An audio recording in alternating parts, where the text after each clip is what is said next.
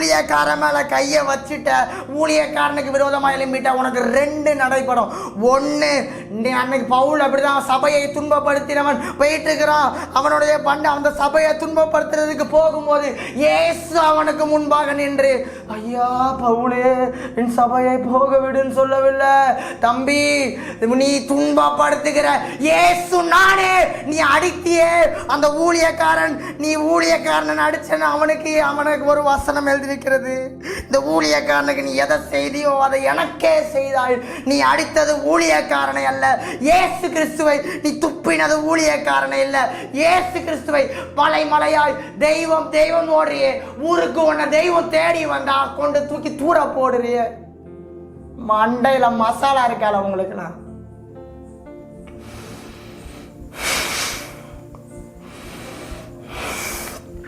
அந்த பவுலை பார்த்து சொல்லுவார்,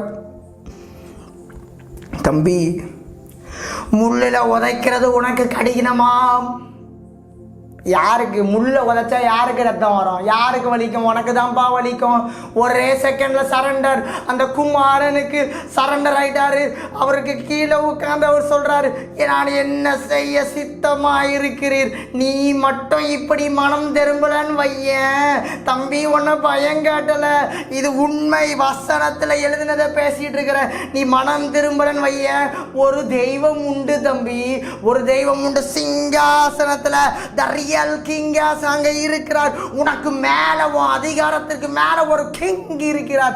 அவர் எப்படிப்பட்டவர் என்றால், உன்னுடைய சத்துருக்களை பாதபடியாக்கி, நீ காலில் விழுந்து சரண்டர் ஆகலனா, உன்னுடைய சத்துருக்களை பாதபடியாக்கி போடும் வரமுறை என் பக்கத்தில் வலது பார்சத்தில் உட்காருன்றபடி இந்த வசனத்தில் இயேசு கிறிஸ்துவுக்கு பிதாவாகிய தேவன் எழுதியிருக்கிறார். இந்த குமாரன் என்பவர் நீ அற்புதம் செய்கிறவராக பார்த்திருக்கலாம், அன்பாக இருக்கிறவராக பார்த்திருக்கலாம். நீ பார்க்காத வேறு ஒரு முகம் உண்டு.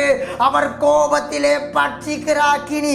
வசனத்தில் எழுதியிருக்கிறது, குமாரன் கோபம் கொள்ளாமலும் நீ வழியில அழியாமலும் அவருடைய பாதத்தை முத்தம் செய்.